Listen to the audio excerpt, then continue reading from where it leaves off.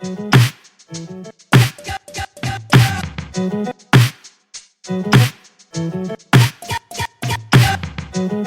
everyone. This is American Girls, the podcast where we're reliving the American Girls series book by book, except here on Patreon, where we're doing basically whatever we want that we think is in the world of the show, including taking your suggestions. I'm Mary. I'm still Allison. And we are gathered here today to talk about person, brand, perhaps original girl boss, Lisa Frank. We're here to talk about Bananigans, Angel Kitty, Rory, Playtime, Sunflower, Marky. Shall I continue? Is Flirty Horse an actual character name, or was that just what that website said? So I will say this, there's always last minute fact checking and other things that we're doing in preparation for these episodes. And I found myself Googling for not the first or second time, what are the Lisa Frank dolphins' names? And I just said to myself, you know what, Allison, this is your line. And I X'd it out because I was on my third mental floss list of their different names. I still don't know the dolphins' names. That's okay. Don't do it. It's kind of good to keep some mystery around Ms. Frank because mystery is her middle name for all we know. I mean, this is a person, a corporate brand, who insists on quite a bit of mystery around her life to the extent of not showing her own face as much as humanly possible. So, I think it's in keeping with like the medium matching the message that you don't pursue that information at this time. Yeah, typically we have a certain set of source material that we use for the Patreon, right? We watch something or we read something and you can kind of follow along. I feel like for this time, it's your own relationship to stickers, art, or school supplies with any kind of personality. We do have some other stuff that we'll talk about later. But for this was kind of like a different approach because we worked with a really wonderful intern named Rebecca Doyle, and she made a list of resources for us to go through that we're going to share with you. This was kind of our closest to Harriet the Spy out-of-body experience. Like we had to go on YouTube, we had to watch TikTok deep dives, we had to read a series of articles. Mary, I'm sitting next to my own sticker collection as well. Oh my God. So I was going to ask, what is your personal relationship to Lisa Frank? I thought you'd never ask. That's interesting. Oh boy. So I was thinking about this, and I have loved stickers for literally, I think, as long as I've been alive. I have loved stickers. I have my personal sticker archive next to me. I also was bequeathed my sister's sticker archive, which is now my archive. So I have early 1980s stickers as well that have been preserved. So I loved Lisa Frank. I wrote her a letter, as many other people did. Oh my God. What did it say? I think it was just a fan letter, and I think I wanted to be in the club or something, but I was going back through my preserved Lisa Frank collection and kind of laughing because I took every single sheet of stickers and laid them out carefully in a book to save, I think, for perpetuity. So I was going to ask, as someone who doesn't collect stickers per se, although I'm very lucky that a listener sent me this Dolly Parton cowgirl sticker that lives on my phone case now. So thank you very much for that. But I didn't grow up a sticker person because I think for me, I'm such a hoarder that I wouldn't know how to interact with the stickers. Is it wasting it if you pull off your stickers and you place it on random stuff that's ephemeral? Do you have to keep the stickers intact on this sheet? What's your relationship to stickers? So I think all good archival practice, you have to have the backups essentially. So I'm wearing a sticker right now for this recording. I can't see. Yeah. So I'm wearing a little Lisa Frank sticker, but so when I knew we were going to do this, I went and looked for current Lisa Frank merch. So I bought 2 600 sticker packs so that I could keep one and use the other. Getting to your point, I bought a super coloring activity pad, which I have not made my way through yet. And I bought some notebooks, and I also bought a coloring book. And so I would keep some of them for, long-term preservation, and some would go right out onto the street, right? I'd use them on my notebooks and my stuff right away. Have you ever heard of those books that's painting by sticker? Yes.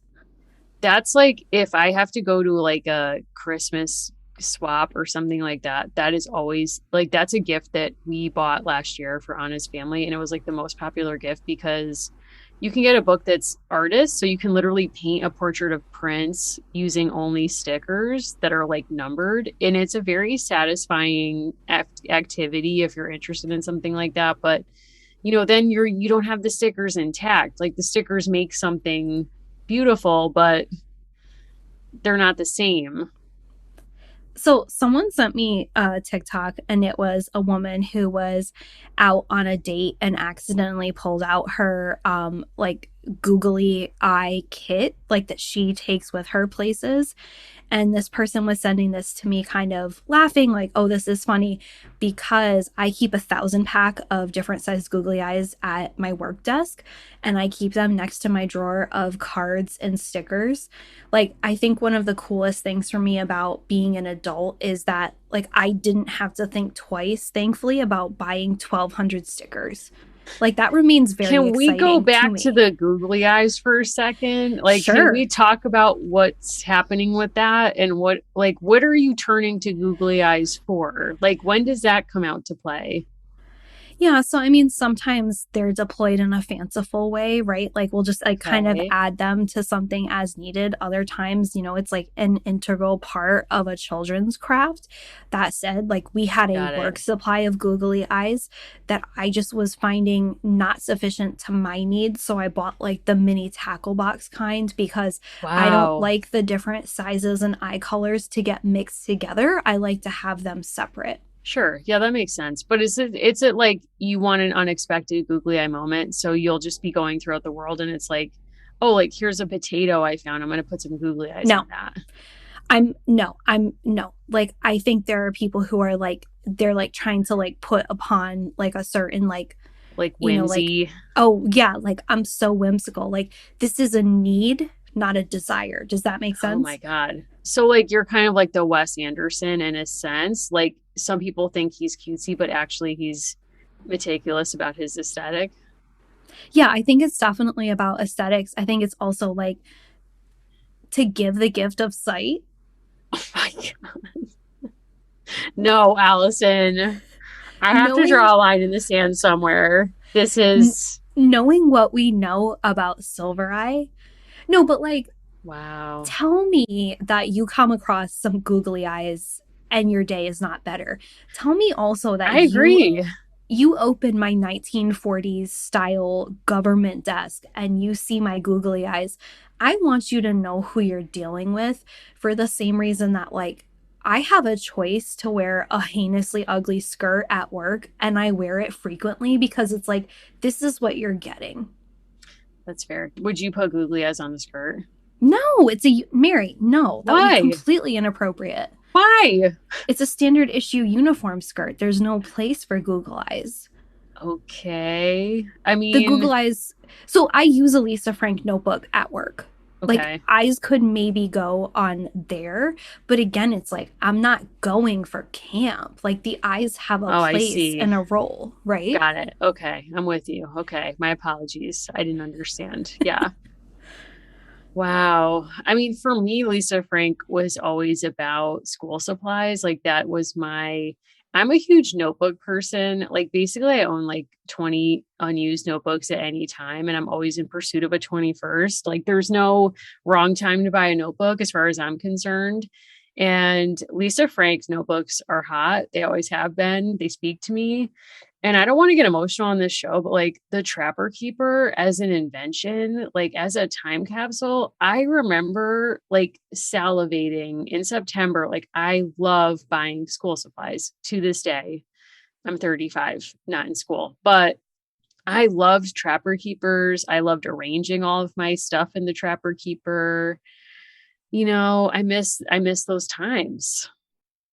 I think it was also about having a sense early on that you could cultivate a style, right? Like we were kind of joking about creating a sense of your own aesthetic, but in a very real way. You know, maybe you didn't have a choice over what you wore, or you didn't have a choice over what you were able to read. But I think even now, like I'll go out and I'll buy a certain set of folders, or I'll buy stickers, or like you're saying, other kinds of supplies. And I do think to some degree it's kind of like I am going to be spending endless hours. Like I take notes pretty much every day while I'm working, or and I also have like a notebook I keep in a drawer with just kind of other miscellaneous notes. And whether I end up shredding those notebooks or keeping them forever, usually I get rid of them. I'm spending all these hours with this thing. And it's the same reason I put stickers or I decorate my cell phone case. I'm spending so much time with this stuff. I want it to feel like it has a relationship to me. Yeah, and I think there's something particularly powerful about Lisa Frank's brand, really specializing in stuff that girls are invited to use and boys to curate their spaces and their lives because automatically, no matter what her art was, it was automatically going to be personal because of where it lived. And I think there's something really special about that. I don't know if that was her genius from the start to specialize in those pieces, but that to me is something that's really striking about her whole brand. Yeah, in a moment that is not intended, I don't think to be ironic, in one of the interviews that we'll link to, Lisa Frank says in shadow, so we can't see her face, I am very, very low key. And what she Excuse, means by that is that excuse. she lives in relative anonymity. But at the same time, and then there's a quote, she's a notoriously a private person. The reality is, like, for many years, for several decades now, like Lisa Frank has created art that is hard to ignore, right? Like if I'm scanning a room and I need to find my Lisa Frank notebook, it does pop right away. Yeah, and I think pop is the ultimate word, right? Because so much of her aesthetic emerges from the pop art movement. And I think a lot of her work would make sense to someone like Andy Warhol, even though they perhaps wouldn't live in the same conversation. I think the fact that he loved Polaroid film and making things to sell cheaply and to kind of make works of art out of soup cans and everyday objects, there's something about that that speaks to Lisa Frank in my mind and her aesthetic. And yeah, it's interesting to think about them together because Andy Warhol was always chasing fame. He wanted his image on, magazine covers and he liked to be photographed in a sense, or he was very out in the public.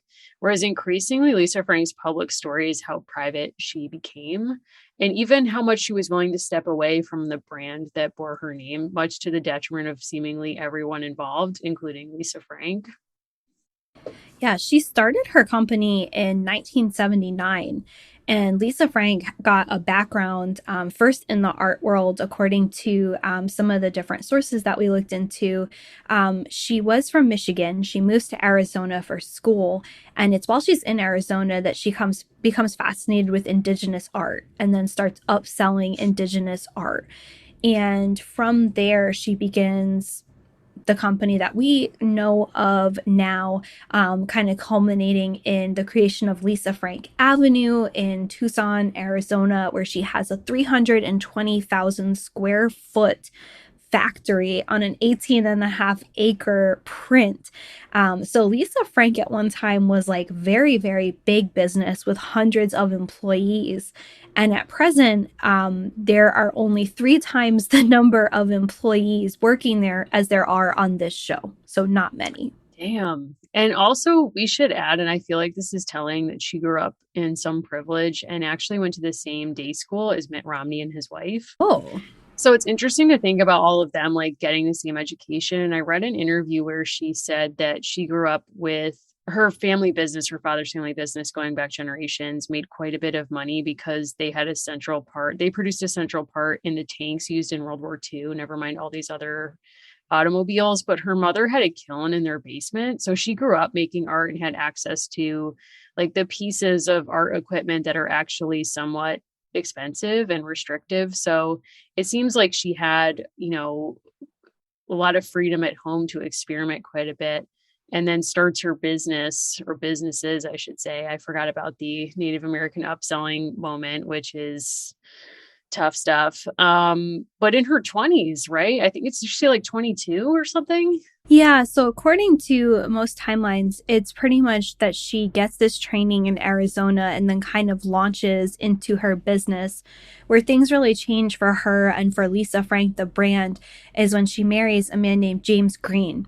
And he is an in house designer and husband for many years of the company. And it's really under his tutelage, according to people who've spoken out about working for Lisa Frank, that the company kind of becomes almost intolerable to work for. Yeah, I mean, some of the accounts are actually really difficult to get through because it's so dark. I recommend and have read one called Inside the Rainbow Gulag, The Technicolor Rise and Fall of Lisa Frank, that appeared in Jezebel in 2013. Um, The Ugly Business of Being Cute is one of the subtitles, and it is ugly. She did sign over 49% of the stock to her husband, which is sort of like a tragic move that then sets up, like they talk about the conditions, and basically it kind of seems like neither one of them knew how to run a business and no one at the top did, but the conditions were always like trying to cut corners to deny workers' rights. And I guess like pretty quickly they gained the reputation of being a really bad place to work in their area. So you would think like this is a dream job. I want to work for Lisa Frank. Like I feel like all the kids who grew up buying her stickers and her notebooks, like you would dream about working there, and yet come to find out it's a nightmare.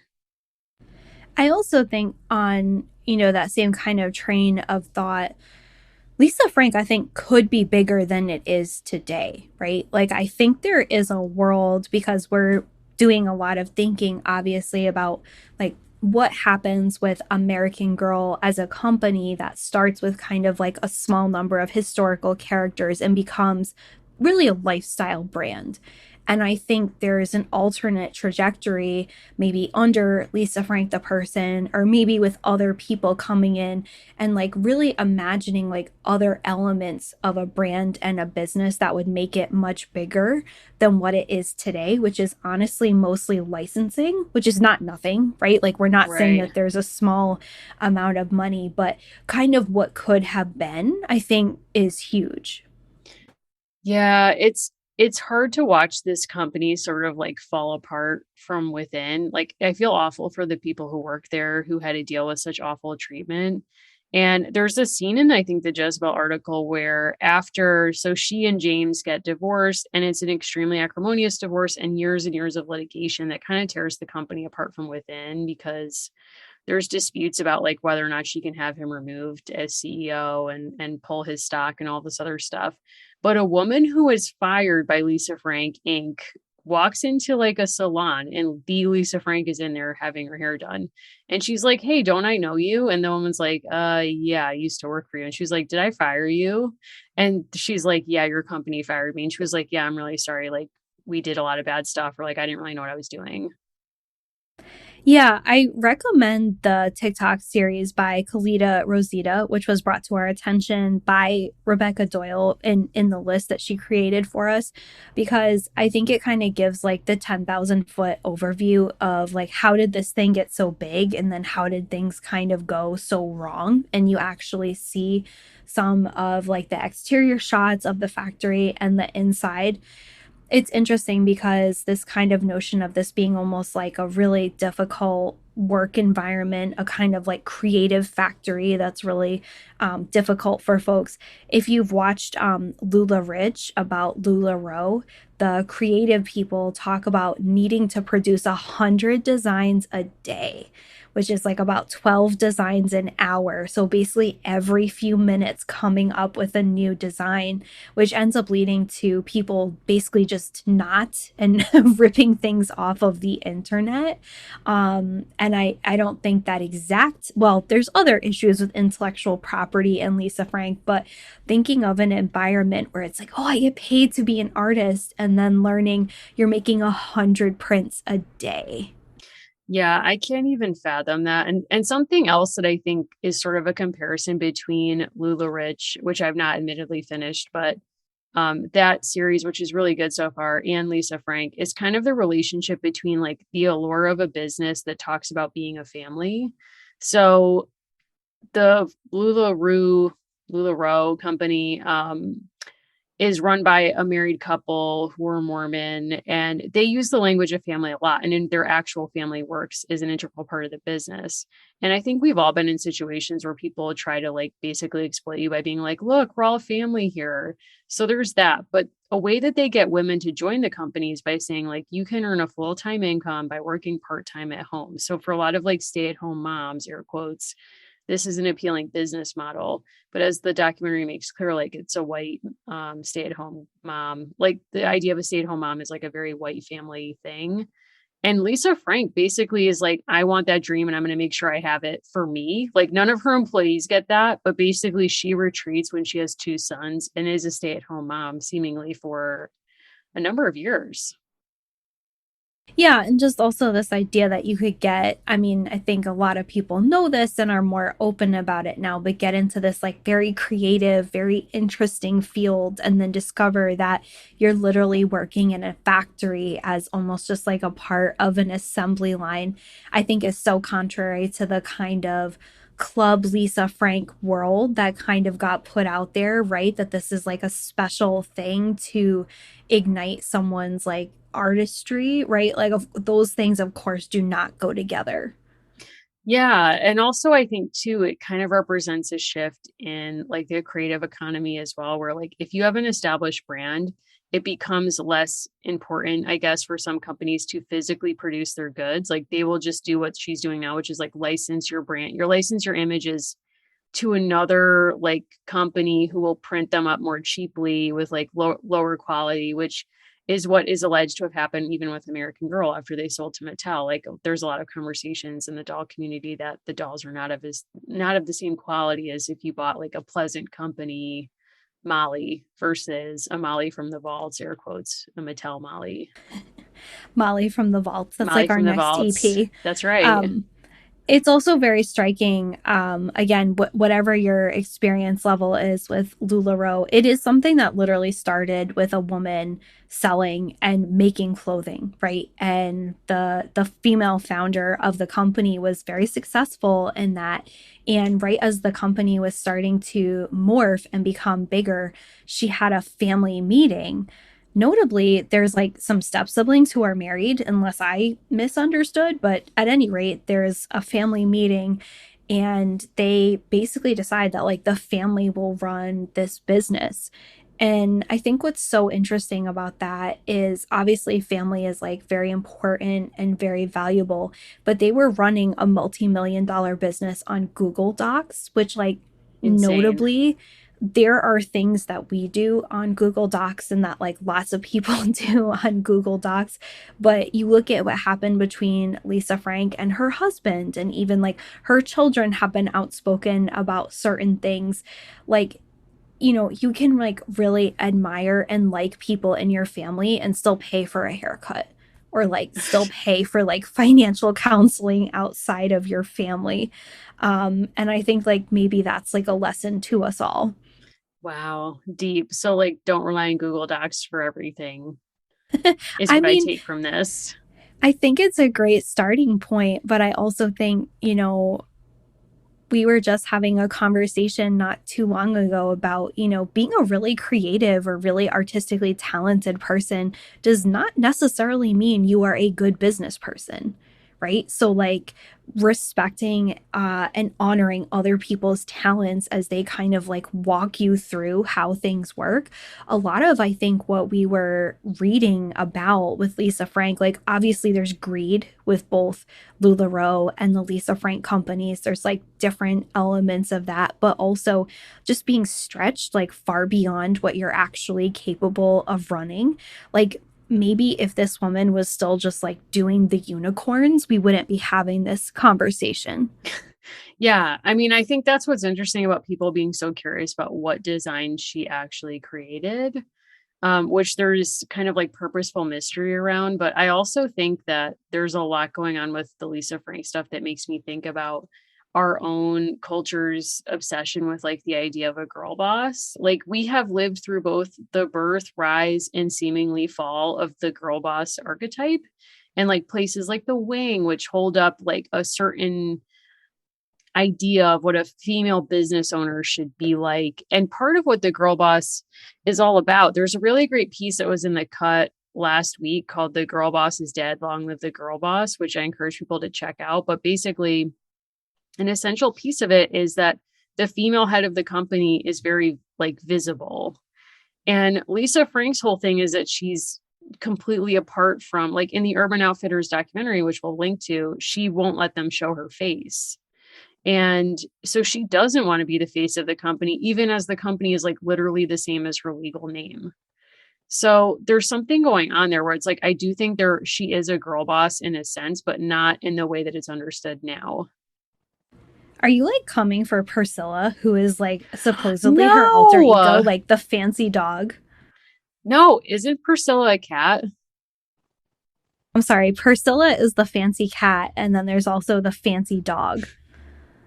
Look, I mean, I told you I was like very into the flirty horse, which I don't think that's its actual name. I just found it on a ranker site and I'm like, I can't let it go. Or I'm like, is it flirty horse? That's not a name, but I'm running with it. No, so you know, the way that one might say, like, you know, someone's like proper Christian name or like given name, like we're going to call these like the Lisa Frank given names that like come from these different things. Like if you ever want to waste $1,000, get on Poshmark, get on Mercari, get on eBay, and like start by just buying a Lisa Frank backpack, because that will eat up half your budget. How much are those going for these days? Again, I was not sure you'd ever ask, but I like came prepared with numbers, like just I would love case, to hear some current market valuations of Lisa Frank goods. Okay, so while you're listening to this, like if you happen to be at a place where you've got some stuff like in the back closet, this is like the time. So this one has had a price drop. So I was doing some shopping on eBay, complete an amazing vintage Lisa Frank, Lily Love 2 shop, Sisterhood Playtime, Priscilla, Kittens, Cats, $119, down from $159. Not bad. God. Excellent. Marky the Unicorn, so not Flirty Horse, Marky the Unicorn, sticker strips, $42.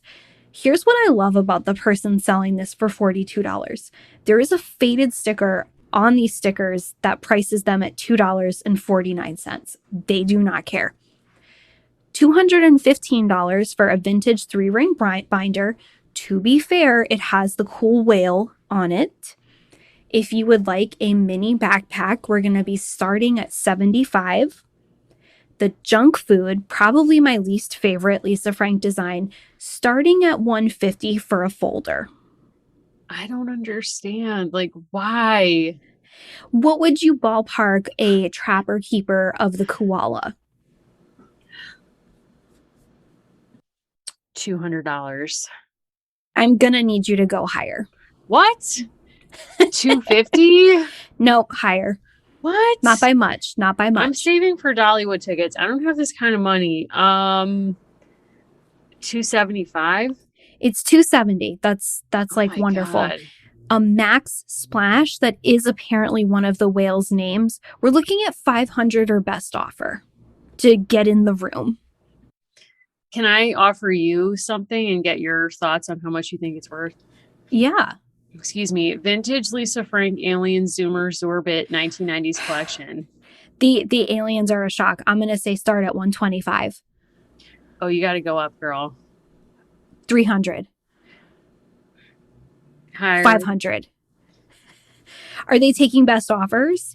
I will tell you it's pre-owned, but it's free shipping. $675. $1 million, Allison. No, you're lying. Okay, where is this listed? Hold on. I'm sending this to you. They told me they thought this would be a good match for me. I don't know what they know that I don't about my financial situation, but thank you. So here's something I find very interesting about this brand. You and I were discussing off air that these characters have names and that we are not going to get all of the names correct. And yet, there are sites and there are places where people seem to have like complete backstories that I feel were just never put out there for me. In a Mental Floss article, we learned that Marky, the aforementioned unicorn, lives, quote, in the clouds above the fantastic world of Lisa Frank, which seems not to be a separate universe but part of Air Fluff Island. Marky likes butterflies, exploring, collecting stars, cloud hopping, dreams, and hates hesitation, bad smells, and bullies. Lisa Frank told Oberon Outfitters that the unicorn was, quote, named after a friend of ours who died super young of a heart attack. Oh my God. That paragraph, Mary, that paragraph, again, from Mental Floss. Here's the thing, like, why does Marky have like enough for a dating app and yet it's like I'm trying to scrounge up a basic first name for the dolphins who I think are just as iconic? I think what's happening here is that like that was a Dickensian drama that you just read to me, and I'm not recovered from that as of yet. I'm like first my own comfort staring at a vintage Lisa Frank folder skateboarding poodle 1989 image, which is beautiful. Also Kins and sneakers. Breathing with that, feeling a little bit better. But I'm kind of wondering, like, what if the dolphins represent an even more primal trauma for her that is beyond language? As we all know, Mariska Hargitay does run a charity that helps people through trauma with dolphin work. So I'm just saying, is there a connection? I think there might be a connection, but I think also, like, I love, the seal that's underwater. All we get is that, like, they're situated in a rainbow reef. Like, I want more. What's it all mean? It's about, like, I don't know. I don't know what she's commenting on here, but it's really hard to follow. I'm at a loss. Who's your favorite? Like, if you had to pick, who was your favorite character or design? It's a panda for me. Pandas are my favorite animals. I won't be taking feedback about that at this time, but the panda who looks kind of sad all the time, it's hard because he or she looks very sad, and I'm not into that, but I do love pandas. Flirty Horse was a childhood favorite of mine. Allison's losing it. I don't know its name. Who is this? Okay, but who is the horse purportedly flirting with? Me? I don't know. Like it looks right at you. It's like coming right. It follows you around the room. Like it's staring at you. Okay, so like what Gilbert Stewart did for Washington, you're alleging the Frank team did with this cute panda or flirty horse. I believe Lisa Frank read the Felicity books and was like, what I'm taking from this book is that a horse liberates itself at the end. And now I'm going to bring this horse into another kind of stratosphere, into another universe, and it's going to flirt with people for the rest of eternity. What about Panda Painter, who for some reason has to work? I'm staring at Panda Painter. It's a sad image because I'm like, why do you don't look happy doing this? Like, if you don't want to be, it's kind of like if you had a child. No, Allison, this is real. If you had a child who came to you and was like, Mom, honestly, I know you want me to be a painter, but my dream is to be like an auditor or like to be a business major. And I'd be like, why? Don't do this. It's like counter to what you think your parents are going to force you to do. Where he's like, I don't just want a stable job with medical insurance. Okay. Here's the other thing. And I'm pulling this from a really good listicle on sweetiehigh.com because my God, reputable website already. Forget JSTOR. They don't have what I need here. Max Splash the whale. That's cute. That's a pun. Here's my thing about what feels almost like eulogizing of these characters, except I'd like to believe they're still alive. What I'm getting here, hold on, Max Splash is the jock of the Arctic Sea region of the fantastic world. Now we're off the island. He loves doing sea stunts such as iceberg leaping and racing. Can't. He's a lovable daredevil. This is so Free Willy cosplay. I was just going to say, I'm triggered. Until he loses his self-confidence, which is a huge embarrassment to him. In addition to his athletic side, this whale also enjoys studying physics. How do you know? I'm not questioning that they didn't get like a one-on-one with Max, akin to like a bachelor sit down. Sure. Where is this supposed world building coming from? I think this is the genius of Lisa Frank. Like before pen reaches paper, before she even is like airbrushing a single character, she's like, I gotta go inside. I gotta get internal. Like she's doing her version of method acting. In a sense, that bio, as you were reading that, I was like, first of all, I'm triggered about Friuli. Can't even speak on that. Second Yeah. of all, why weren't we assigned this in high school instead of Moby Dick? And please, nobody write to me about loving Moby Dick. I've heard it all. I've No, it's made my own fine. Yeah. decision. Like, it is what it is. That was a beautiful, chaotic narrative. But also, has anyone done a study to track the population of whales since the founding of Lisa Frank to current date? Because my concern is, what if she made whales so lovable that people start to hunt them even more? Or like Oh, make their environments unsafe by trying to see them. so my sticker collection includes my WWF stickers, including my whale sticker. But where's Lisa Frank in that? Like, was she sending any? I mean, based on what I've read, this lady's not sending any profits to any charity. Here's the thing. She is Priscilla and Priscilla is she. And we learn again from sweetiehigh.com. This unique kitty is all about glitz and glam, just like Lisa. She wears jewelry fashioned after Lisa's real pieces. This girly kitty lives in the height of luxury at a Royal City penthouse. See, now we're getting more world building. There's a Royal City with penthouse capacity. And I think Panda Painter and others are Is she a princess? Is Priscilla a princess? So I don't think she's titled. I think she does have like a special kind of pedigree. We also learned that there's a parlor where she gets pampered and puffed. So I do think we're led to believe. But wait a minute, excuse me. What is the line of succession in the Royal City? There is none. Much like Lisa herself. That's what I'm, right? Oh my God. This is like an episode of Succession. There is no succession. There will never be. Can I just like tell you what's in my sticker folio? I'm scared, but yeah, let's see it. Okay. I pulled this out of storage for this. Like this took effort. I'm impressed. This is the Fancy Puppy. I have Fancy Puppy. Wait, hold it up closer. I need to see. I have some of these extraneous. Oh my so God. These are like listeners, I'm seeing a white poodle. Do you know the Christian names of any of these stickers? Or the Lisa names, we should say? LF names. These can hit the street. So page 1, I hand wrote stickers and put a label in there. And next to the stickers, I used a crayon sticker to denote that it was handwritten. Wow. So that's intense. Page 1, I chose some of my favorite LF designs. The flamingos who are in love, the Hollywood bear, the fancy kitties, and then mysteriously a Mickey and Minnie on a date sticker. Cut to the next page. I have koalas cheerleading. I have I'm just going to call them sexy honeybees because I really I don't have another word. Did it teach you stuff about biology? It didn't. Okay. I have seals. I have penguins who are hugging. I have unicorns, more hugging of that. And then I had these very mini motifs from Lisa. I have koalas. I have entire beach scenes. I really went through these. I don't have as many of these as I ought to because I really use them. Cut to a $5 bill with Wile E. Coyote that I won at Six Flags.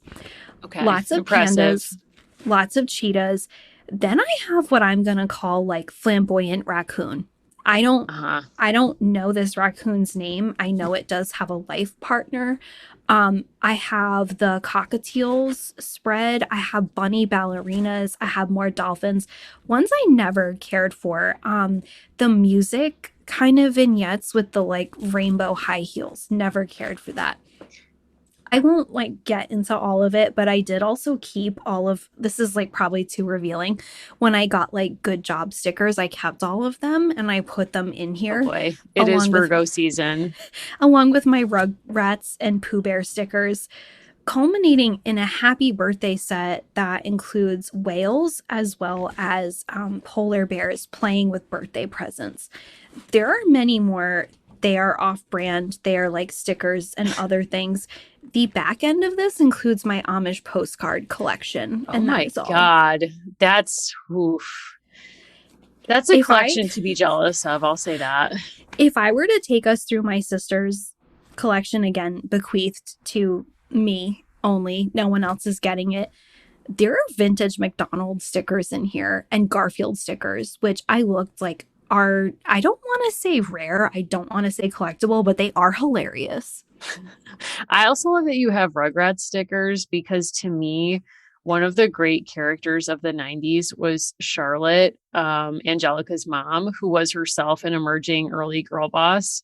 And I love the memes that have kept her alive of like her screaming on the phone to her assistant, never seen, named Jonathan, where she's like, the facts. Like, how will Angelica ever know to respect me? Like being a woman in corporate America. And I just like to imagine that that's Lisa Frank, like behind the scenes. Yes, I do also have Cabbage Patch Kid stickers, That's vintage, impressive. from I my thought sister's era. people say Cabbage Patch dolls are ugly. And to me, like, I find they're so ugly, they're cute. That's how I feel about them. I think people who say that have not been witness to the miracle of their birth, which is an experience that you can actually go do in the southern United States. You can actually see them being birthed. And I think, once you've watched that, Have then you can you? talk virtually. Yeah.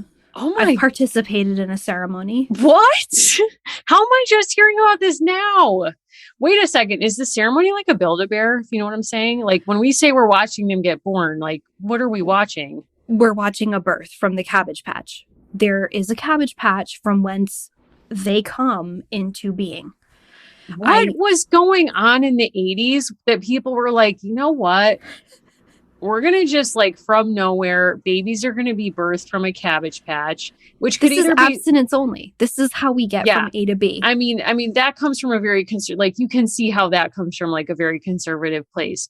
Then you have Lisa Frank, like out in outer space, coming up with like Dickensian origin narratives for like whales and, Painter the Panda and assorted others. And then in some ways, like the greatest tragedy, robbing some others of any kind of life narrative. Yeah, like in this world, there's supposedly a Steven Spielberg who is a pig producer, which I feel like there's definitely issues there. Hollywood Bear has a saying, which is "Go big or go home," which is being attributed to him here, within like this like maritime world of Lisa Frank on her special island. He wants to win 10 Bear Academy Awards. I do feel like I just want to know like how much of this is straight up made up by fans like us and how much of this were people at this oppressive factory forced to come out with. Like those bunnies who are doing ballet per Sweetie High, they have names, Iris, Rose, and Lily. Like since when? This is hard. I mean, it's really hard to figure out what comes first. Like even Lisa Frank's children, I kind of wonder, do they think, they are named after Lisa Frank characters? Or is it that the characters are named after them? It's like, well, I mean, like she is the company. The company is Lisa That's what I'm Frank. saying. So it's like, I don't even know. And how are they supposed to grow up and be like, yeah, we want to work somewhere else? I mean, someone called Tony Danza, right? He only plays Tonys. He doesn't. I mean, listen, he has been so traumatized by the plot line of Who's the Boss. Like his insecurity is so deep that this man literally cannot play someone who doesn't share his Christian name. I don't know how to help you, Tony, but that's not normal. Okay, so like, let's say you have to tell your life story with just these stickers, like your childhood, which sticker do you pick? I'm picking kitten and sneakers because that speaks to me. I mean, it's like, I refuse to speak anymore about flirty horse because it's too traumatic. I feel like I've been too vulnerable on this podcast. Like, I don't know what was going on. Like, I don't know what it means. Like, am I a horse girl? The trauma. Yeah. But yeah, kitten and sneakers is iconic. It's emotional. What about you? Do you like the fairies? I just have to ask. Like, do you like the alien fairy epic? No, I don't care for it either. No. So I would like to think that I am the pair of kittens who live in the field of flowers, but the reality is like, I love the whale. Like I have always loved the whale. That was my favorite childhood t-shirt. as I have mentioned before, somewhere on this podcast, in first grade, I came to school as a character and I picked a whale. Um, Why not? Nobody stopped that.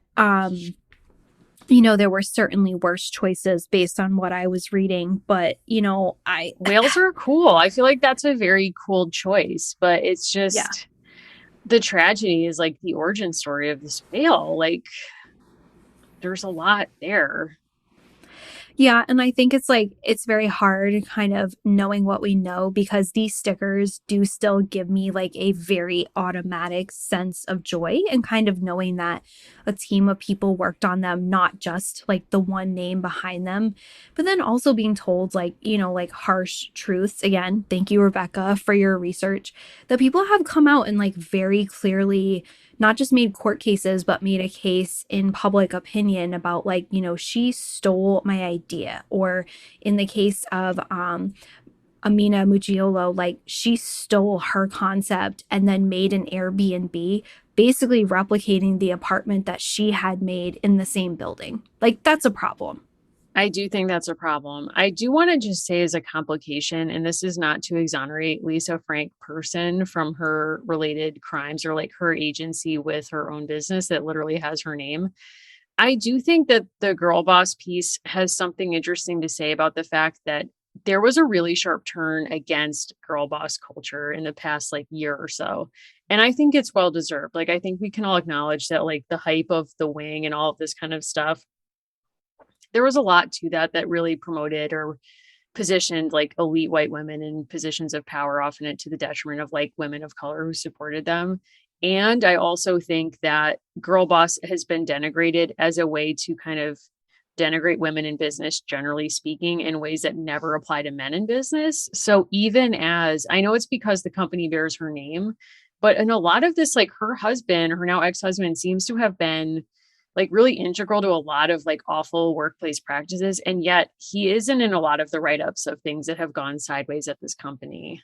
No, I totally agree. Like in some ways he's able to like basically hide behind the brand that he profited off of, and the stories are mostly of him being emotionally, verbally and physically abusive to employees, which doesn't mean that it stopped with him because it probably didn't, but the fact that like you're not going to have a headline with like Lisa Frank's husband, right, is verbally abusive Right. at work. It's going to blame the brand and the person, Lisa Frank. I really like the writing of Andrea Bartz. She's written several novels now that I think kind of all hover around this. Her most recent one that just came out this summer is like all about female relationships in this situation. But prior to that, she came out with The Herd, which is like very much based Oh, on like a right. shared, like it's a fictionalization of like a shared work culture that goes extremely toxic and results in a death. And it's clearly kind of like a different imagining of like girl boss culture to like a complete extreme. But I think she writes really smartly too about like ambitious people getting caught in a system where they do feel like, well, what are the role models then, right? Like if you've thrown Sheryl Sandberg out, who are you supposed to look to? Because other people like Elizabeth Holmes have become a punchline. So it's like, okay, well, if this is all unethical, where am I supposed to look? Yeah, and I keep thinking about that TikTok sound effect that's really popular right now of like I girl bossed a little too close to the sun or whatever it is. And it makes me reflect on the fact that like the idea of what success should look like in business for men or women is so gray area at this point. Like particularly for women, there has never been a time when women have been able to have it all, air quotes, meaning be fully like as a full-time job caring for their children and families and also like working outside the home or in the home. They've like that has never because it's two full-time jobs, like it is literally impossible. But also there's a trend in business that like from the 1950s, if you ran a Fortune 500 company and your company turned a profit, but it wasn't like an extreme profit, you were considered a success. And at that point, your business was still expected to cover a lot of social needs of your employees. Now it's like with venture capital and everything else, if your company doesn't turn like an insane profit, you're a failure. So I think just even like national business culture, like the way that we define success, like what does that even look like anymore?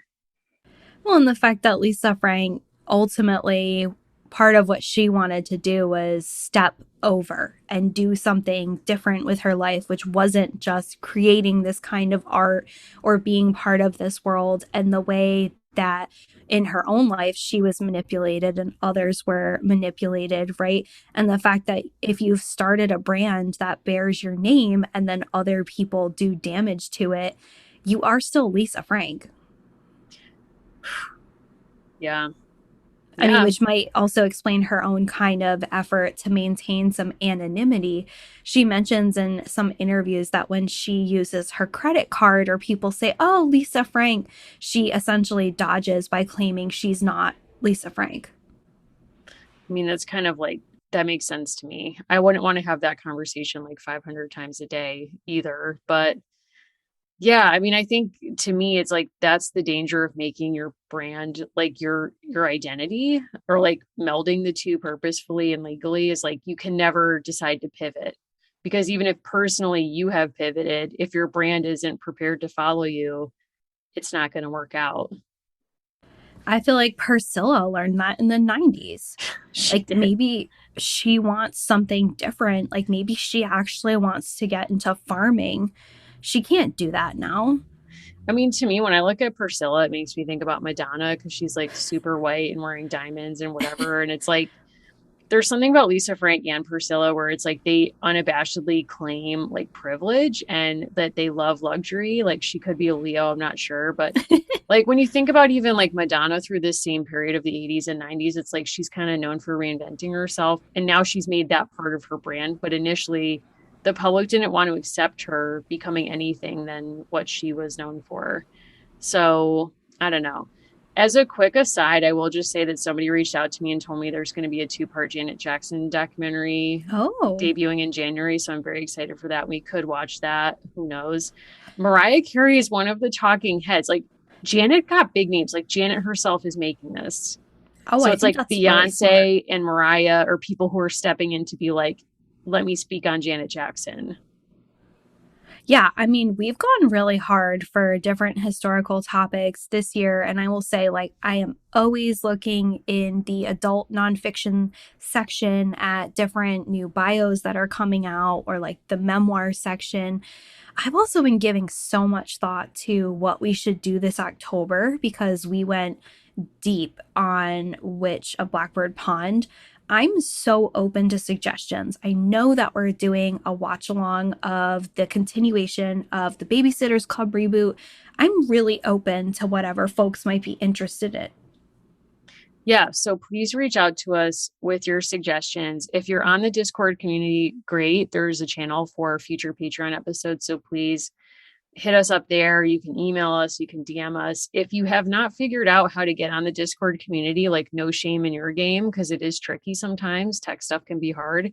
And I just want to empower everyone who's a Patreon member, like please join that community if you feel like if it would be of the least interest to you. Reach out to us for help connecting because it's such a fun space to talk about all kinds of stuff. And there's a community there that's really vibrant and really kind. So if that would be something you're interested in, please take advantage of it. And give us feedback on, we've posted this before, but when we do the watch along, really do give us feedback on the best time. We both work completely opposite work schedules, so we really don't make assumptions about when people are free, and we are really very open to doing it on a timeline that makes sense. We've tried different things, but also people tune in from all over the world. So if there's a way that we can make it easier for you, that's what we want to do. And maybe for Babysitters Club, we could even do two different kind of times and you can hit Yeah, one of them or something. for So we're sure. very open minded. Whatever we can do to accommodate people, we will certainly try to do. Yeah, like, do we want to be scared with our October Patreon? I don't know. I mean, like, Lisa Frank was Oh my scary God. enough, I don't know if but I can handle that. I mean, I can't get into this, but I did go on my first date to see Sixth Sense. And I don't know what scared me more, that movie, which did scare me, or the fact that like I was on a date with a man or boy at that stage. And it'd be decades until I discovered that, that was not the for true me. fear. The true fear, honestly, yeah. I mean, the scene, I'll never forget the scene where the ghost One of them like turns his head and his head's blown off. The guy who's hit the teen. Oh my God. I screamed. I literally was like, I need to leave here. Like, I need to go. Okay, this is not remotely that scary, but that said, I was looking through the mystery section in my library, and a familiar name called itself to me, Carolyn B. Cooney. I thought she stopped writing books like a real long time ago. She famously wrote The Face on the Milk Carton, which is one of my favorite stories. Classic. This woman still writes novels. I read one of her most recent ones called Before She Was Helen, which is set at a senior center with like hijinks or like a senior residential area. Like, this shocked me, and I was like, okay, this is the kind of thing, like, if folks are interested for something a little bit scarier for October, maybe Face in the Milk Carton, maybe true crime, light. Yes, Allison's a true crime head, so we've never done that on the show. So if there's like a true crime thing that will not keep me up at night, I'm very open to doing it. That is my distinction. Yes. That's it. So that will be very fun. We're very much looking forward to that. So Allison, if people want to hit you up with suggestions or to maybe direct Diane Keaton where she could buy the rights to that to that book about a senior home in hijinks. Which is sadly like she's done 2 of those now. I'm scared. So I'm at Allison Horrocks on Twitter and Instagram. Please feel free to follow and reach out to me there. DMs are open. And Mary, where can people find you? Look, I'm willing to talk about Flirty Horse and God knows what else on Instagram at Mimi Mahoney and on Twitter at Mary Mahoney 123. Oh my gosh, we almost forgot the absolute very best thing that we are going to share with you as part of the culmination of you sharing with all of us your wonderful Lisa Frank memories. At She Wears the Pants, Rebecca Doyle made a fan book that is very special and just for our Patreon listeners. So we'll be sharing that with you along with the resource list and something we will just have to share with everyone. We worked with Rebecca on pairing the historical AGs with their like-minded Lisa Frank counterpart. So look for that as well. Yes, we're very excited to share all of that. Thank you, Rebecca, if you're listening, for all of your talents and all of your hard work. It was so amazing to work with you this summer. Yes. So thank you so much, everyone, for listening. We do so appreciate this community, and we're looking forward to our future episodes and from hearing from you. And we'll see you on the next episode and at our watch along very soon. Yay.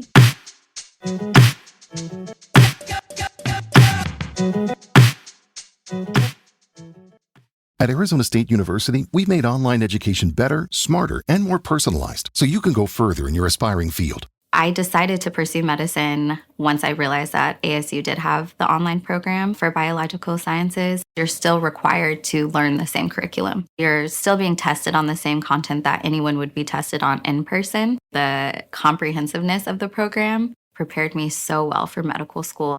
Explore over 350 plus programs at asuonline.asu.edu.